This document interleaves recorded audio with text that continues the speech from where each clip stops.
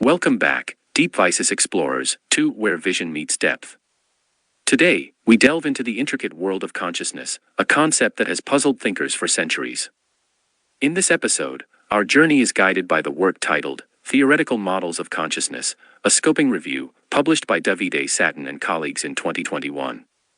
This paper tackles the monumental task of synthesizing the vast and often disparate scientific perspectives on consciousness, seeking to bring clarity to a field brimming with diverse viewpoints.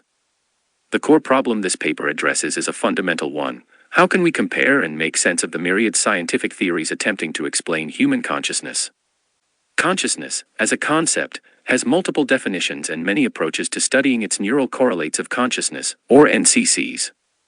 The authors aim to collect and synthesize various theories published between 2007 and 2017, providing a comprehensive overview. To do this, they developed a unique tool called the dimensional model, or DM, which qualitatively and quantitatively analyzes how each theory addresses specific issues related to consciousness. Let's break down some of the core concepts explored in this review. The DM is essentially a thematic grid designed to assess how much attention each article or theory gives to certain key dimensions of consciousness. These dimensions were chosen based on important questions that have emerged from prior consciousness studies. The first dimension is Neural Correlates of Consciousness, or NCCs.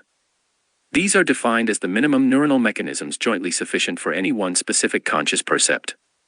Think of it as identifying the essential brain activity required for a conscious experience. The review looked at how extensively each theory discussed NCCs, whether at the level of individual neurons, specific brain areas, or entire neural circuits. The analysis considered whether these NCCs were linked to the content of consciousness, such as seeing a particular color, or to the general state of being awake and aware. Next, the DM examined the association between consciousness and other cognitive functions. This dimension explores how theories explain the relationships between consciousness and other mental processes like attention, memory, and mental imagery. For example, how is the conscious processing of information related to our ability to recall memories or focus our attention? Another crucial dimension is the translation from theory to clinical practice. This investigates whether a theory offers insights that could be useful for the clinical management of patients with neurological or psychiatric disorders affecting consciousness, such as those with severe brain injuries or epilepsy. This includes potential implications for diagnosis, treatment, or even prognostic markers. The fourth dimension is quantitative measures of consciousness. Here, the researchers looked for theories that propose instruments or tools to measure levels of consciousness, or that describe specific algorithms or indices related to defining consciousness. This is vital for both clinical assessment and for researchers developing artificial intelligence. The fifth dimension, consciousness, sensory processes, and the autonomic nervous system, or ANS, explores the connection between peripheral bodily information, including sensory inputs and the activity of the ANS, and conscious perception. How does the information from our body's internal systems contribute to our conscious experience? Finally, the subjectivity dimension delves into how each theory explains the origin of subjectivity and its relationship to conscious experience. Subjectivity, often referred to as first-person experience, is the what it's like aspect of consciousness, the unique, private quality of our mental states. The review looked for terms like subjective experience or first-person experience and how deeply these concepts were analyzed. The review ultimately analyzed 68 articles that described 29 different theories of consciousness. They found a wide range of perspectives. Among the most frequently debated topics were subjectivity, NCCs, and the relationship between consciousness and cognitive functions.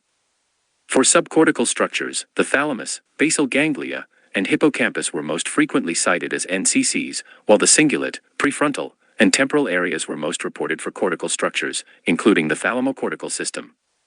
Many theories provided explicit definitions of consciousness, often defining it as being aware of something or as subjective experience. Interestingly, the most common terms used in these definitions were experience, information, processes, and mental state. This suggests a convergence on these fundamental concepts, even if their precise interpretation varies across theories. The review also identified 21 new subclassifications of consciousness, highlighting a trend towards breaking down consciousness into more specific, measurable components. So, to answer our central question, how can we compare and make sense of the myriad scientific theories attempting to explain human consciousness? This scoping review provides a crucial framework by systematically categorizing and analyzing existing theories across several key dimensions. By highlighting common themes, divergent viewpoints, and areas needing further research, it offers a roadmap for future exploration. It underscores that while a single, universally accepted definition of consciousness remains elusive, the ongoing scientific discourse is actively working towards a more nuanced and comprehensive understanding, moving beyond monolithic interpretations to explore its diverse components and neural underpinnings. As we close this chapter, remember that the quest for true intelligence, whether biological or artificial, is an unending symphony of discovery.